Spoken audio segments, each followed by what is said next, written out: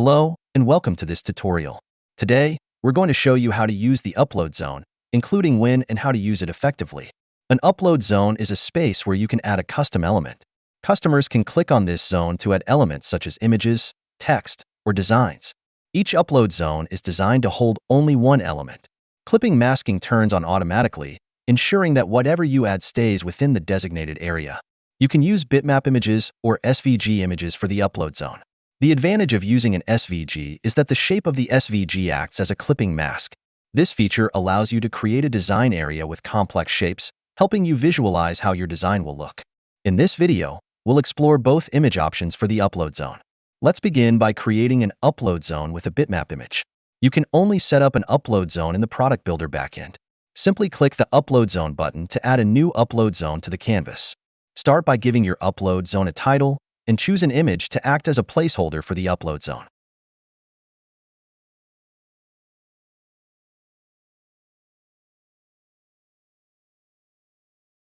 In the sidebar panel, you'll find a tab labeled Upload Zone. This tab lets you customize the upload zones to fit your needs. You can select the types of media allowed, such as images, designs, and texts. You can also choose whether customers can move or delete the upload zone on the front end. Additionally, you can set a scale mode for the images. Fit scales the image so that it perfectly fits within the upload zone, showing the entire image. Cover scales the image to fully cover the upload zone, which might make parts of the image invisible. If your upload zone allows adding designs, you can select specific design categories. Lastly, you can set image requirements for when customers upload their own images. If you want to specify the customizable properties for the element added to the upload zone, you can do so in the Customizable Properties tab. Let's make some of these adjustments, and then we'll see how it looks on the front end.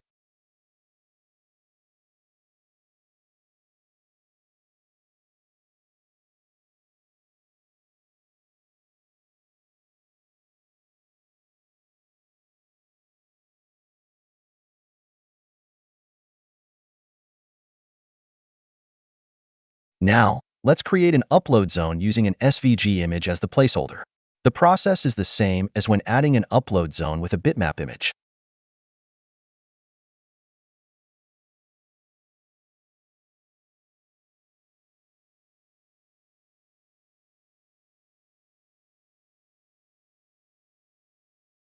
Great, the upload zone is set up. Now, let's check out the clipping effect when using an SVG image as the upload zone. You'll notice that the added element is clipped to match the shape of the SVG. To wrap up this video, there's also a useful option in the main settings that allows you to position upload zones always on top. Thanks for watching, and happy designing!